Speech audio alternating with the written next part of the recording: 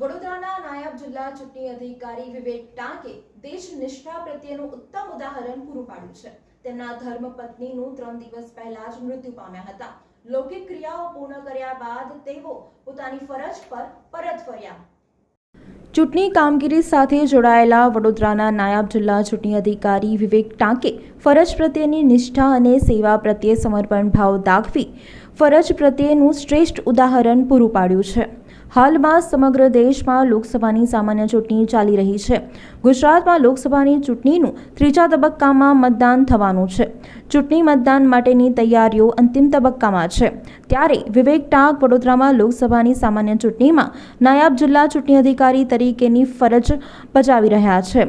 વિવેક ટાંકના ધર્મપત્ની પ્રજ્ઞાબેન ટાંક છેલ્લા 1.5 વર્ષથી કેન્સર સામે ઝઝૂમી રહ્યા હતા, પરંતુ દુર્ભાગ્યવશ ગત શનિવારે કેન્સરની ભયાવહ બીમારી સામે હારી જતા તેઓનું દુઃખદ નિધન થયું હતું. આવા કપરા કાળમાં પણ વિવેક ટાંક પોતાનું અંગત જીવન સંભાળવાની સાથે સાથે પોતાની ફરજ પ્રત્યેની નિષ્ઠા દાખવી રહ્યા છે.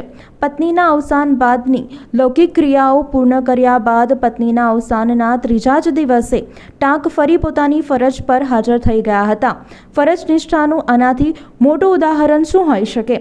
વિવેક ટાંકે પોતાની ફરજનો કાર્યભાર તો સંભાળી લીધો છે, પરંતુ પોસ્ટલ બેલેટ થકી મતદાન કરીને તેમણે અન્ય મતદારોને લોકશાહીના પર્વમાં મતદાન થકી પોતાની પ્રાથમિક અને પવિત્ર ફરજ અદા કરવાનો પણ સંદેશો આપ્યો છે.